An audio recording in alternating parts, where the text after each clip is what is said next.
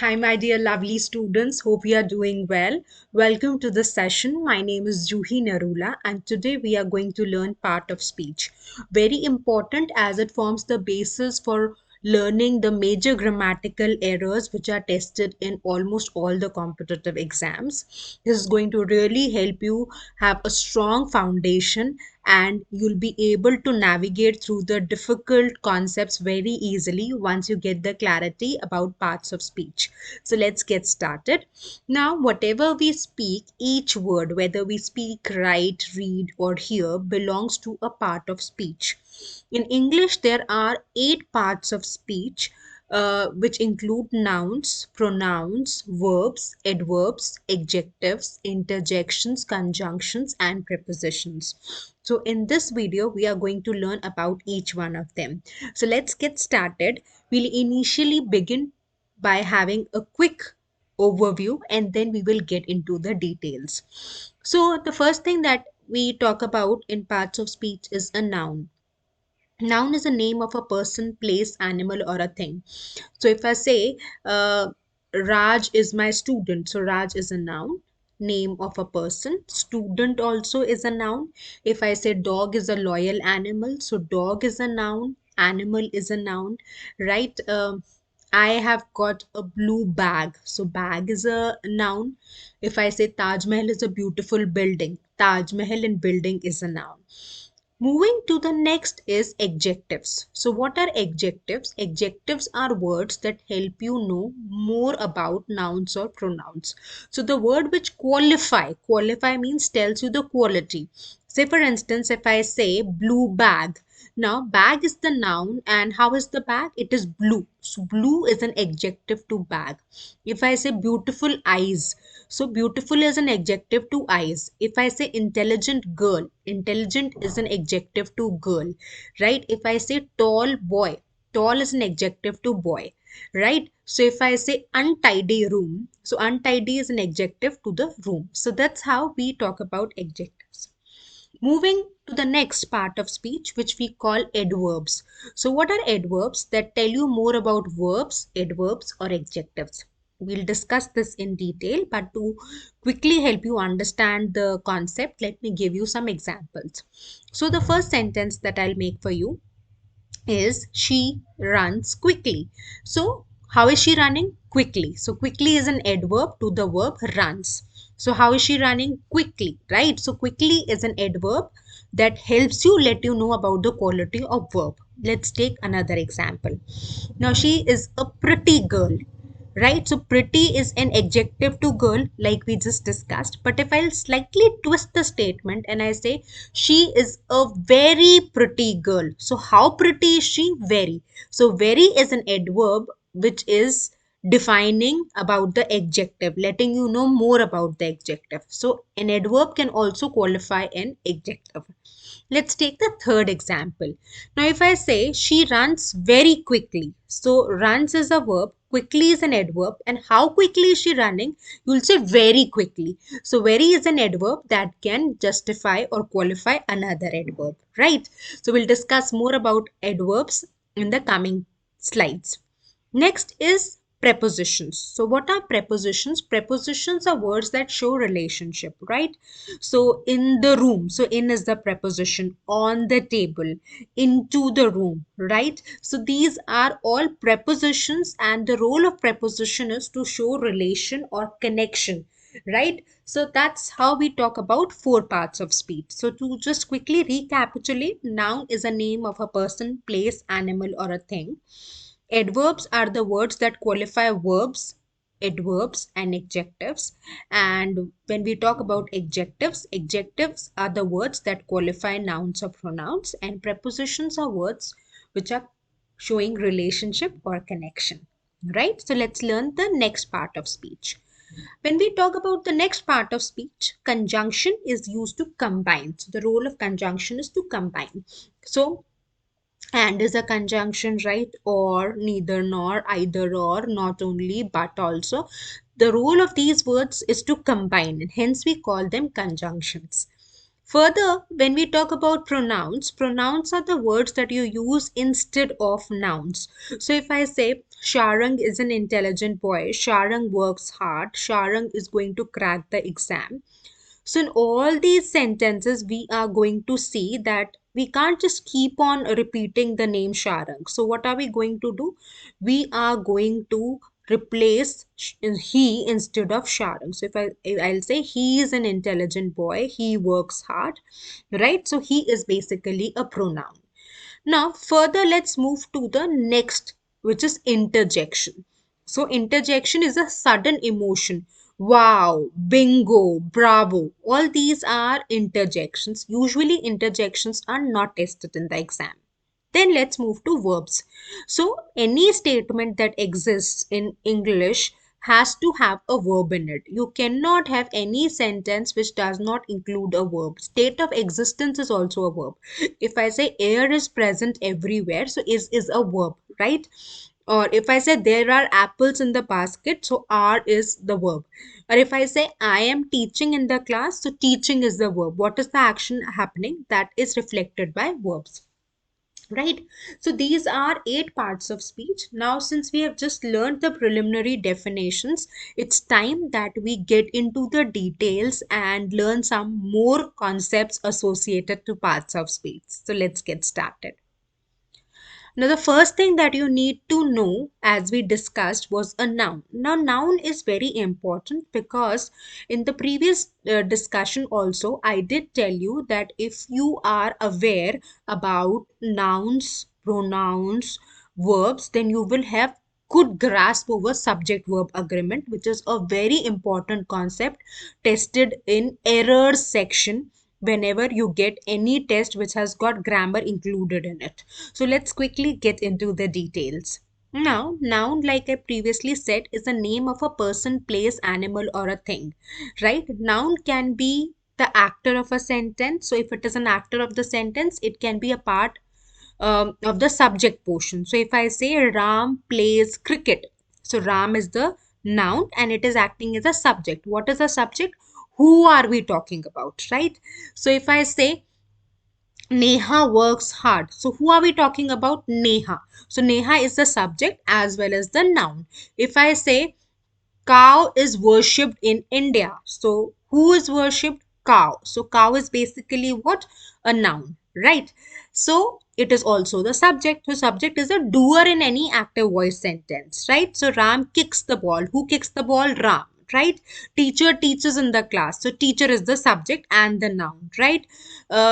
Sharon will celebrate Christmas enthusiastically. So Sharon is the noun and also the subject. So who is the doer in any active voice sentence, you call it a subject. And usually since it's a name of a person or a thing, we say that that's basically what, that's the noun and subject, right? So I hope we are clear.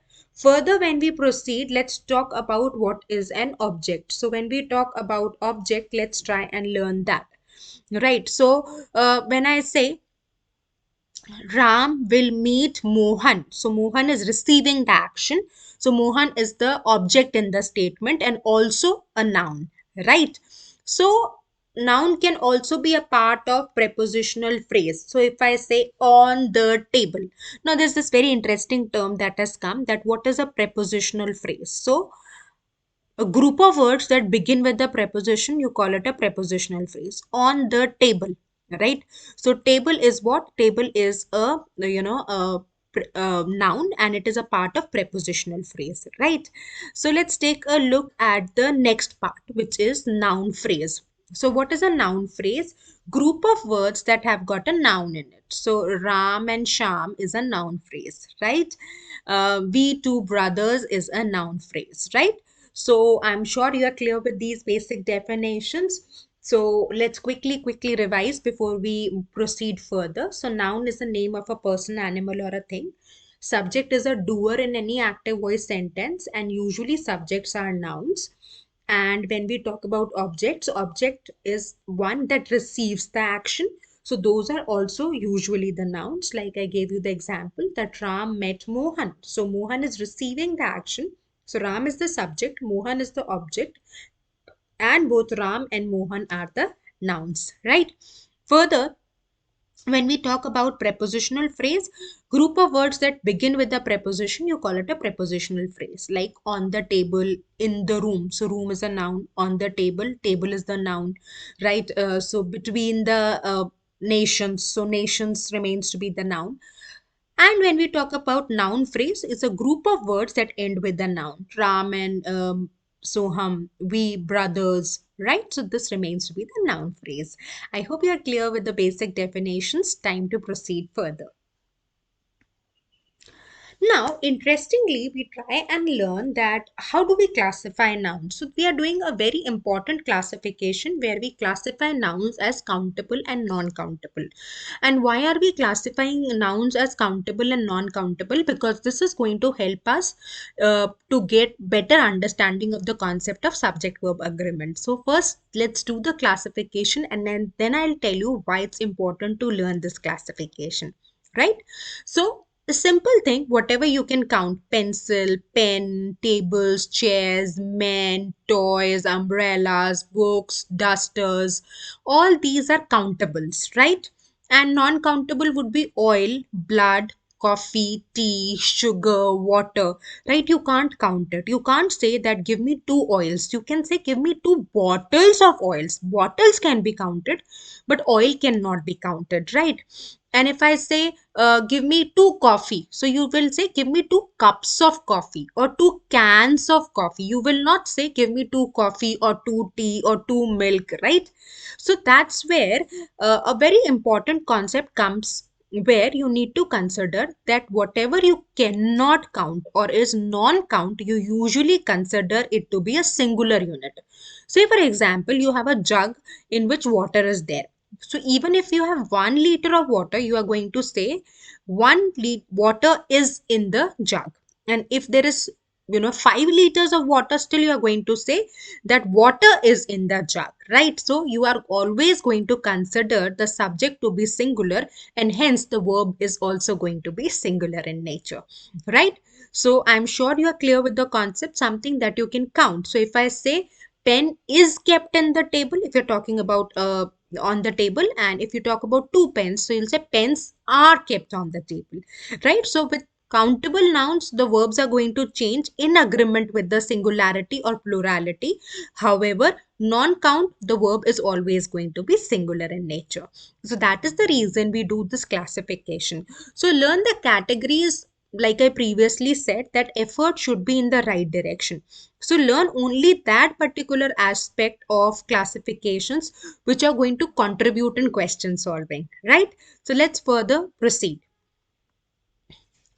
Now, here we have made a list for you for non-count nouns and we have grouped them.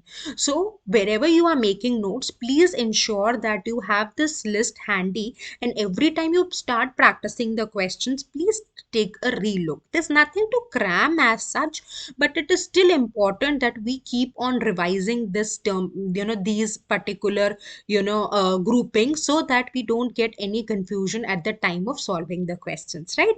So we are going to take a look at the list now. The first is whole group consisting of similar items. So I'll say jewelry is kept in the bag. So in that jewelry, I can have 5 pieces, I can have 10 pieces, or I can have 1 piece, right? So traffic is huge, right? Or clothing is needed, or furniture is required, right? Or scenery is beautiful, or money is with me. So when I say money is with me, I can have 500 rupees, I can have 1,000, I can have 10,000. But every time I'm going to make a statement, I'm going to say money is with me, right? Come to the next classification. So fluids. You can't say one water, two water, like I previously explained. So water, blood, tea, milk, gasoline, soup, all these are to be considered non-count. So by non-count, I mean that the verb is also going to be singular, right? Solids. So you can't say two butter, three butter, right? Ice, coal, silver, glass, wool, paper, iron. So if you'll be aware of these particular words, you'll find a lot of ease in question solving, which is actually our aim, right? When we say gases, so I will always say air is polluted in NCR, right? I'm not going to say air are polluted, right? But we're talking about the entire air of NCR, right? Smoke pollution is a problem in Delhi, right? Or oxygen is needed. So for all these gases, we are again going to consider them non-count, and hence the verb that will go along with them would be singular in nature, right? When we talk about particles, say we talk about sand, salt, right? Sugar, flour, dust, corn, wheat, grass, chalk, dirt. So then again, we are going to consider them to be singular in nature. I know it's slightly, might be difficult for you, but if you'll keep on revising, you'll keep on penning it down, you will find a lot of ease in question solving, and that's what we would want, right? So let's further proceed. Next is abstract concepts. So when we talk about abstract concepts, we'll talk about things that we can't touch. So education is the need of the hour. Courage is the trait of the brave, right? Advice is needed. Beauty lies in the eyes of the beholder, right? So, all these abstract concepts, abstractions are again considered to be singular. You will never say courage are needed. You'll say courage is needed, right? So, peace is needed. Peace is appreciated. We'll never say peace are appreciated, right? So, abstractions are considered to be in the list of non-count, and hence the verbs that go along with them are singular in nature. When we talk about languages, again they are considered to be singular. English is an interesting language. We'll never say English are interesting language, right? We consider them non-count.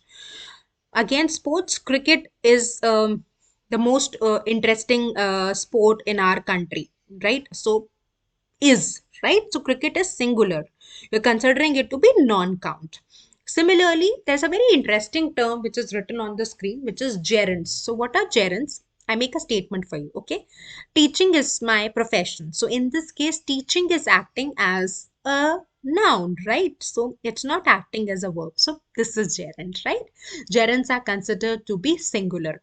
So teaching is fun, driving is my hobby, fishing is an interesting pastime, hiking is an adventurous sport, studying helps to get better in the career, swimming is a good exercise. So everywhere we are considering the gerunds to be singular, and the verb that goes along with them would also be singular in nature. And then when we talk about natural occurrences, when we talk about electricity, gravity, sunshine, rain, lightning, thunder, weather, wind, these are again considered to be singular in nature. I know this might require some effort, but I would suggest you can make flashcards. You can quickly note down some important terms on a good quality piece of paper and keep on revising those cards whenever you get time. If you're going to do this exercise, you're going to get a lot of momentum, and by repeatedly looking at the cards, you'll sink in with the words and the terminologies, and you'll be better equipped with the information, right? So let's further proceed. We talk about determiners of quantity. So what are determiners of quantity? That tell you how much, right? So when I say a little, you will always use a little with non-count. So you're going to say a little milk is kept in the vessel. You're not going to say a little books are kept on the table, right? Or if I say much water is needed in the recipe, right? So you will not say much books are needed, right?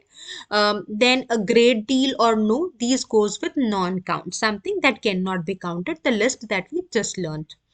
Now when we talk about determiners of quantity, so which can be used with count and non-count, let's take a look. So some books are kept in the table, some milk is kept in the jug. So these are words that you can use with count and non-count. A lot of water I drank, a lot of books I need for the preparation, right? So plenty of milk is kept in the vessel, or plenty of books are lying on the table. Most of the milk is finished and most of the books I have read, right? All the time is gone and all the books are, you know, needed to be covered. So this way, these are few determiners. Determiners tell us about how much of a quantity, right? So these words can be used both for countable and non-countable. Countable like pens, chairs, tables. Non-countable, I gave you a detailed list. So I'm sure you are better equipped with the concept, right? So let's proceed further. Now we are going to talk about collective nouns. So what are collective nouns? Collective nouns are the words that represent a group or a unit, right? So you say army, you say pack, you say public, you say team, you say bouquet. All this represents a single group, right? So we call it collective nouns. That's representing one entire group. And whenever we talk about collective nouns, the verb is singular. Our class is going on a field trip. The pack of dogs was chasing the deer. The public is against the war. Our team is playing the champions next week, right? So I'm sure you are absorbing it. So we are doing only the classifications that are crucial and you're going to get the questions, right? So I'm sure we are sorted with collective nouns. It's time to proceed further. Very interesting concept, right? I did tell you about the adjectives. Adjectives are words that tell you about the quality of a noun or pronoun. At times, nouns can also function as adjectives. Sounds strange? Let's take an example to understand it better. Now, see, the car doors have all been replaced. So, if you will see, the word before doors is car, and car is a noun, but doors कहाँ के हैं? Doors car के हैं. So, car is basically acting as an adjective to doors. But car is a noun, so there are nouns that can also function as adjectives, right? So the first noun is used to describe the second noun. So the doors are of the car. That's what we gather when we take a look at the phrase car doors, right? So this gold coin is worth a lot. So gold is again a noun, coin is a noun, but gold is used to describe coin, which is another noun. So this is also functioning as adjectives, right? Interesting concept. There's so many interesting rules in verbal that if you'll have a little curiosity, you'll start enjoying it. Whenever you'll see it as a pressure, oh my god, there's so many things that I need to learn, how would I handle this, is so overwhelming. I really get overboarded when we talk about so many grammatical rules. Then you are going to see that your progress doesn't happen. But when you'll embrace the language open heartedly, you'll say, wow, there is so much to learn, I never knew this. Oh, this is such a beautiful part. You'll see your receptiveness increases, and that's ultimately going to benefit you, right? So whenever we learn, we should be always enthusiastic about our learning, and we should try and apply the concepts and observe the concepts around us. And the moment you make an effort which is conscious, you will see the improvements happening, right? So just don't ever study grammar half-heartedly. I know it's difficult, I know there's to learn, there's lot to remember, you don't find it as interesting as you would find quant or di or lr, but then we can't do away, right? Without performing well in verbal, we would not be able to crack any of our aptitude exams that we are targeting, right? So this is something that we have to do, and something that we have to do, it's better we do it happily. If we do it with the force, if we do it with unhappiness, then it's not going to be as fruitful as we would want, right? So on this very positive note, let's proceed further. Now, let's talk about pronouns. So, yes, we have discussed a lot about nouns, and in a way, I have told you a lot about the rules of subject verb agreement also. Now, it's your turn to, make a list of the rules, identify what is the rule that you are going to forget, and you should note in your diaries, and you should revise often, and don't forget to remember the list of non-count nouns. That's going to be very useful in solving the questions, right? So let's move to the next part of speech. Next part of speech that we talk about is pronouns. So pronouns are also called replacers. Replacers are the words that you use instead of nouns. So I don't want to use Juhi everywhere. So instead of Juhi, I'm going to use she, her, depending on the situation. Now here we are going to do the classification. We did not do much of the classification with nouns because you don't get such questions, or you don't need to know the concepts. But with pronouns we would want the classification needed. So let's see that what are the pronouns that we are going to learn, what are the categories, right? So the first category that we talk about is subject pronouns. So we know what is a subject, doer in an active voice sentence. So Ram kicks the ball, Ram is the subject. Terry eats banana, Terry is the subject. Monkey is jumping on the tree, monkey is the subject. Baby is crying for milk, baby is the subject. Dog is a loyal animal, dog is the subject. Cat is going to catch the rat, so cat is the subject. If I say uh, Taj Mahal is a beautiful building, Taj Mahal is the subject. So these are all subject nouns. Now, if we replace these nouns with pronouns and the pronouns act as a subject in the statement, we call them subject pronouns.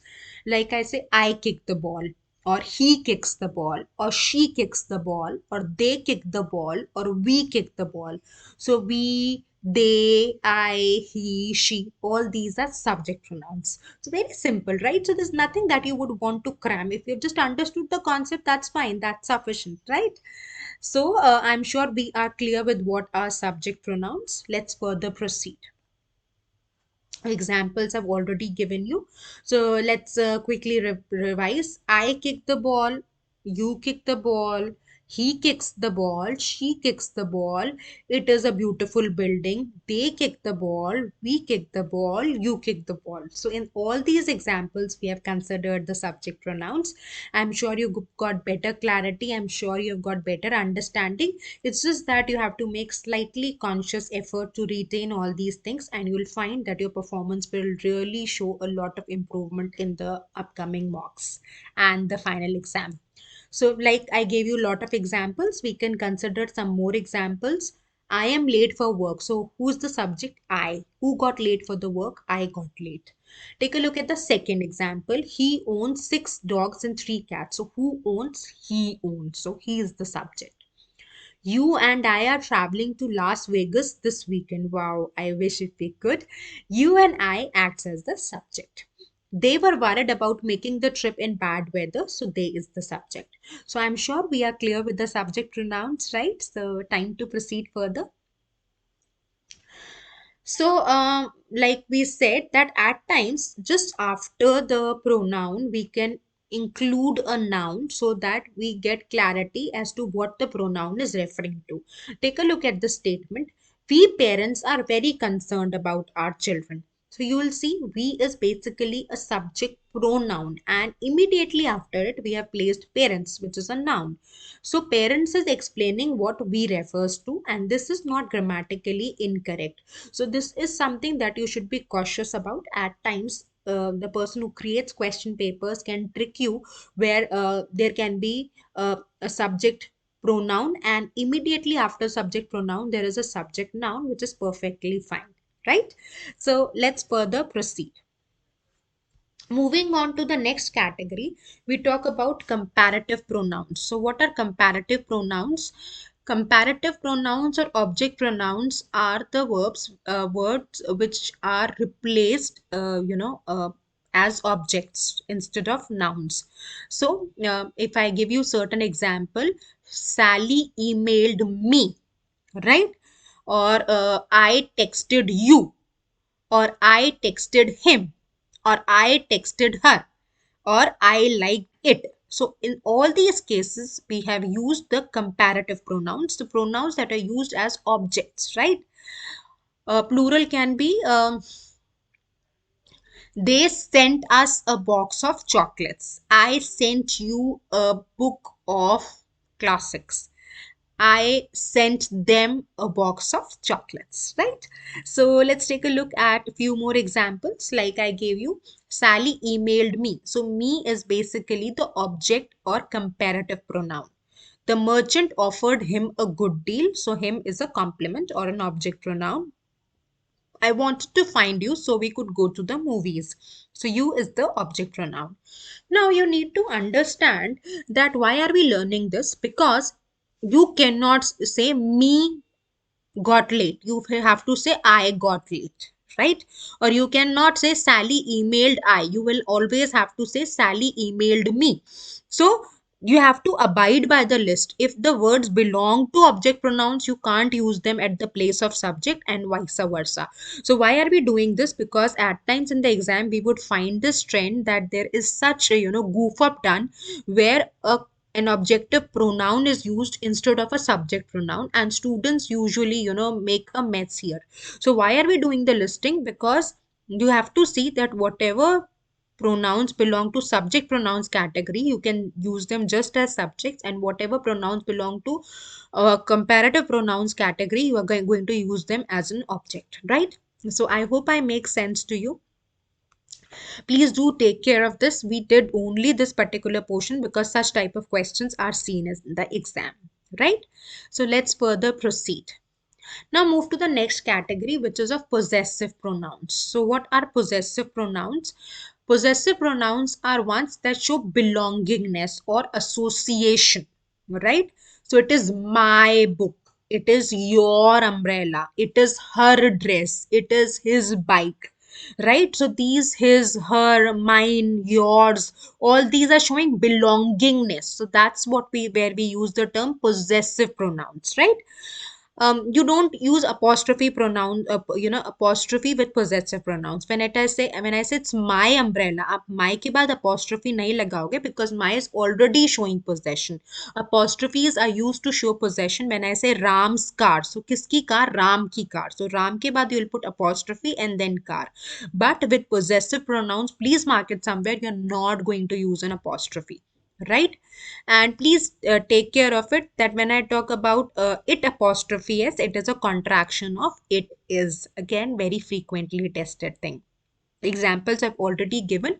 Let's take a look at some more examples. This book is mine, it's your umbrella, it is his car, it is her dress, right? It's our bike, and ours, yours, theirs can be used in plural form.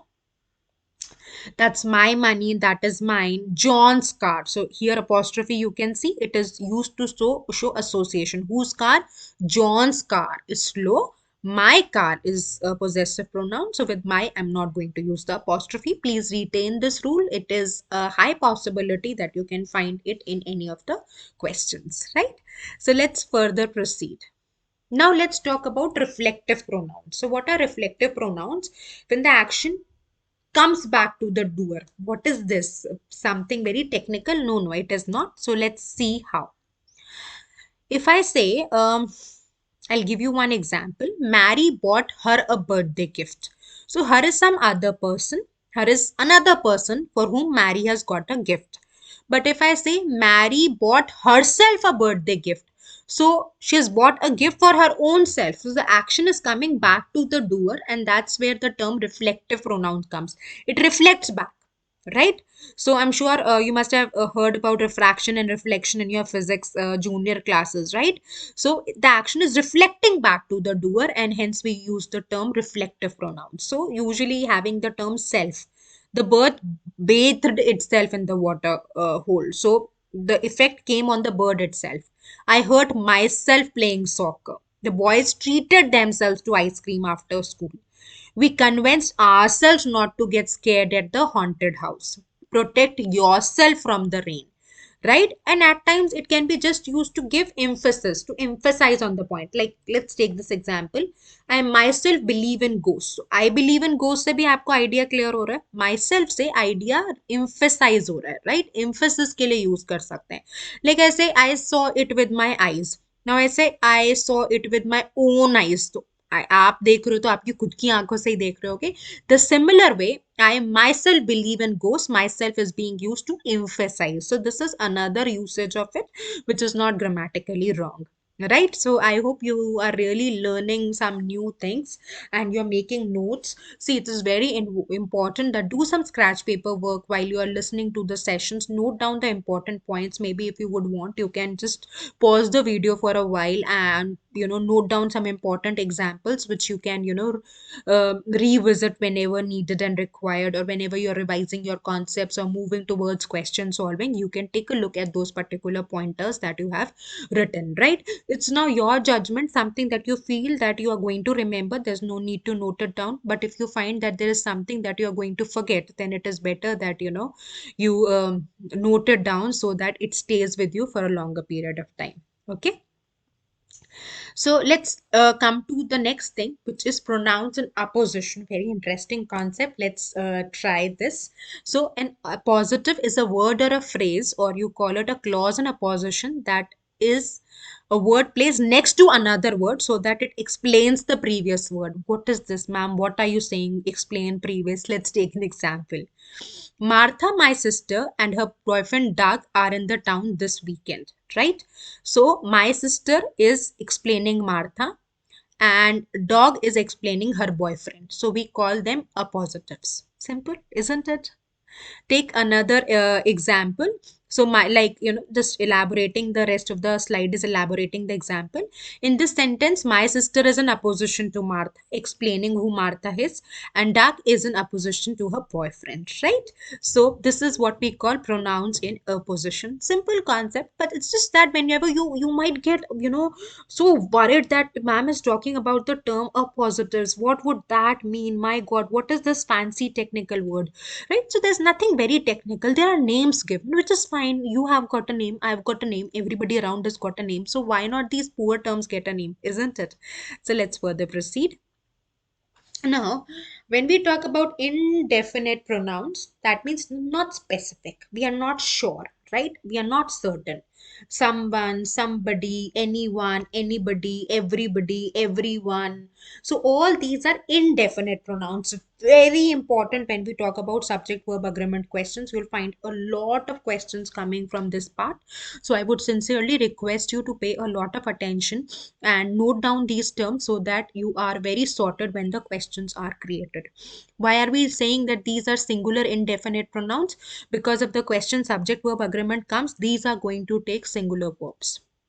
Right? Understood? So I was telling you that if you know pronouns, if you know nouns, if you know verbs, you are going to handle subject verb questions very easily.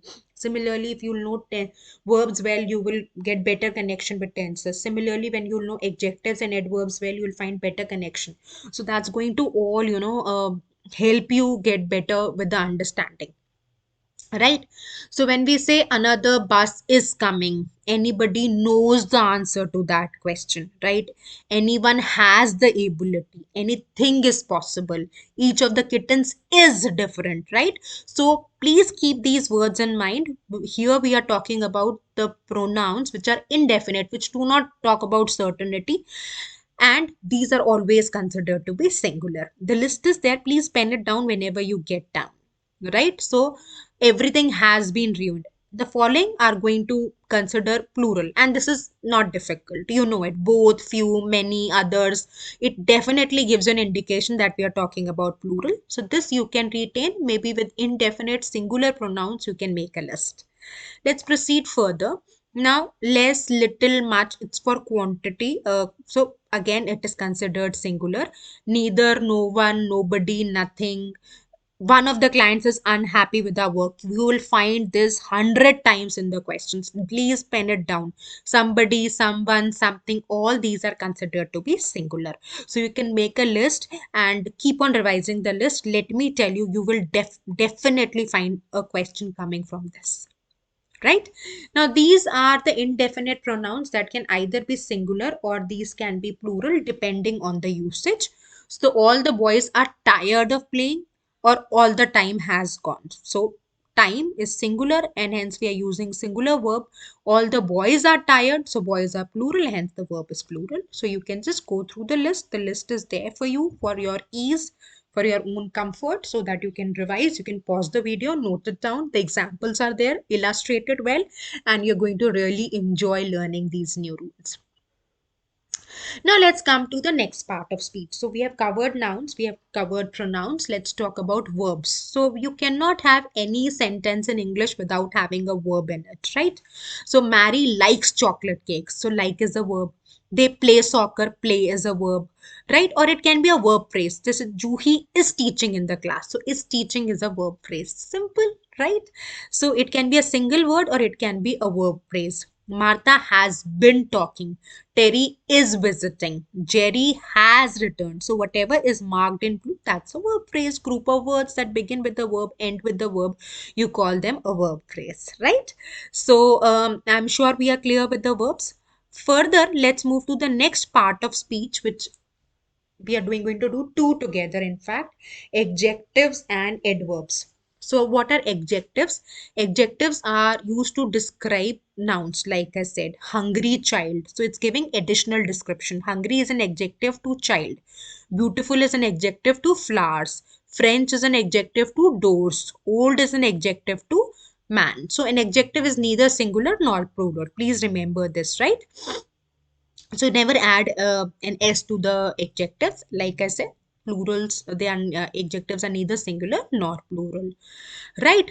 So if you have multiple adjectives to one particular term, you can simply separate using a comma. Like this example, the giant green monster chased the tiny frightened astronaut. So giant ke baad you have placed a comma to separate green, and after tiny you have placed a comma to separate frightened, right?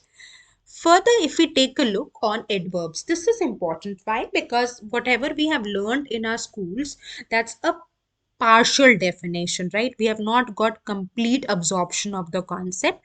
So here we are going to learn adverbs in a little detailed fashion.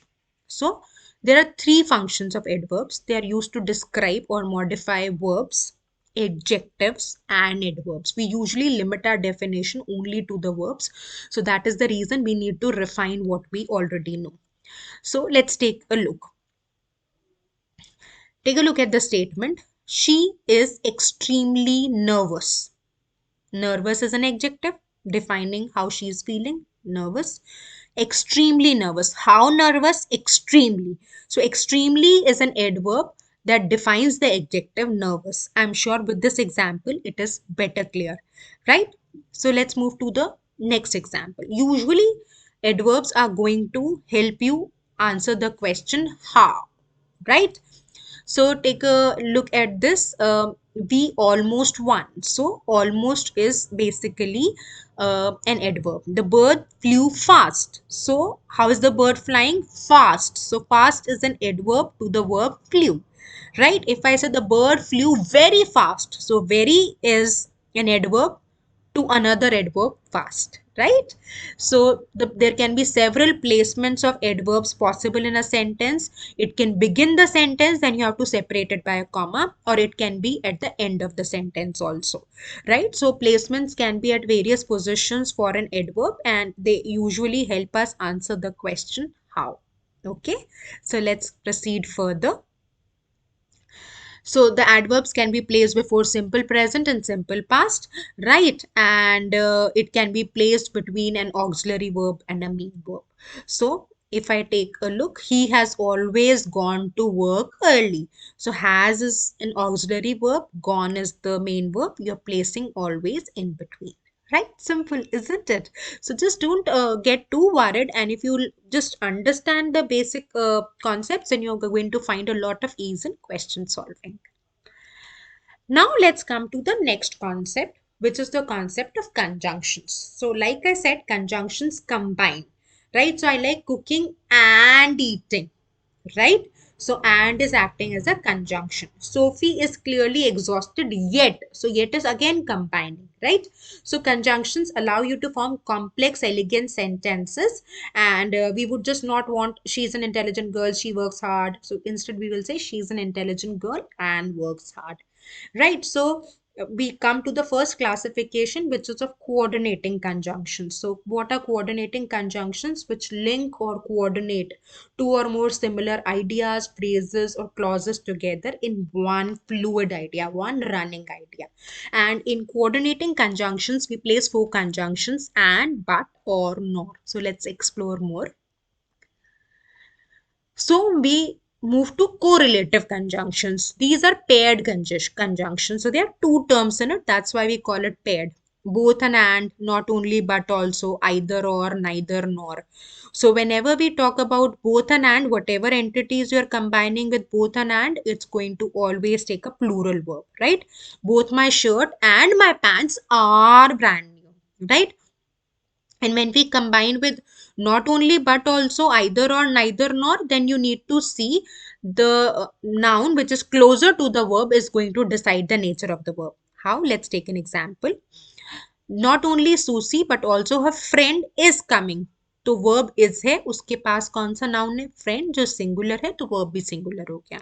अगर हम इसी sentence को थोड़ा सा tweak कर दें, not only Susie but also her friends are coming to the dinner, तो friends verb के पास है, फ्रेंड्स प्लूरल है, इसलिए वर्ब भी प्लूरल हो गया. So this rule is applicable to not only but also, neither nor, either or. Simple, isn't it? But this is very important because this can be a part of conjunctions also. This can be tested under the category of subject verb agreement. There are so many other rules for you to, so many other examples for you to just revise in case you would want some more examples, right? So let's further proceed. Now come to the next part of speech, which we call prepositions and prepositional phrases. So these are connectors, right? That help you know the direction or placement, right? Or showing relationship. So group of words that begin with the preposition, you call them prepositional phrase. Like on the horse. So on the horse is a prepositional phrase. On se begin hua jo preposition hai, right? And on, until, in the room. So in the room is another prepositional phrase. Since, about, these are all prepositions, right? So a prepositional phrase that begins with a preposition, right? There can be multiple prepositional phrases also in the example. Like take an example. The man rode on the horse, first prepositional phrase. Across the prairie, second prepositional phrase. In the rain, third prepositional phrase, right? So in the rain, it begins with in, so it is a prepositional phrase. Across the prairie, it begins with the preposition across, so it's a prepositional phrase. And on the horse, so it's again a prepositional phrase, right? So I'm sure you are clear with the concept. So let's further proceed and solve some questions. So I always believe that we should solve a lot of questions so that we get better concept clarity. Interjections we have deliberately not included because you don't get much of the questions coming from it. Words like wow, bravo, that give you sudden intense emotion, those are interjections, right? So identify the part of the speech of the highlighted word. So what I'm going to do, since we can't see the highlighted word, I'm going to tell you the word and we are going to identify that which part of speech it belongs to, right? So take a look at the first one. Tom went to market to buy books. So Tom is a noun, it is also a subject. Went is the verb, market noun, books another noun, right? Isn't it very simple, right? It's a simple concept and we were unnecessarily worried about it. He went to the market but did not buy books. So if we say what is market, market is a noun. What is he? He is a pronoun. What is went? Went is a verb, right? What is to? To is a preposition. So simple, isn't it? Right? Let's come to, or if I say did not buy new books, so new is an adjective, right? So it's telling you about the nature of the book. So new becomes what? It becomes an adjective. Take a look at this. I liked him. So if I talk about liked, liked is a verb. Better than he likes me. So in that case, him is what? It's a pronoun, right? A smart girl was dancing quickly. So quickly is what? Quickly is an adverb. Was dancing is what? Verb. Smart is what? An adjective. Girl is what? A noun. Right? So simple, right? So if you have to, take a look at the sentence and identify the part of speech, it should not be very difficult for you. She eats apple in the morning daily. So what is she? She is basically what? She is a pronoun. Eats is a verb. Apple's noun. In the morning is a prepositional phrase, right? So what are we going to do? We are going to do the rest of the questions and we are going to ensure that we give ourselves adequate practice for all these concepts so that we are well aware, right? So let's quickly do 6, 7, 8, 9, 10 before we wind up with the class. So When he was sitting, so you have to identify what is sitting. It is basically a verb. You caught him by his arm. What is you? It's a pronoun. A rich lady bought a beautiful necklace. So rich and beautiful remains to be adjectives. Hooray! It's basically what? It's basically interjection. And the cat is sitting under is the preposition, right? So I hope you really like the session. Please do keep working hard and give your best, and do revise the important concepts. Take good care of yourself, and don't forget, consistency is the key. I hope you like the video. Do follow us for more interesting sessions. Bye bye.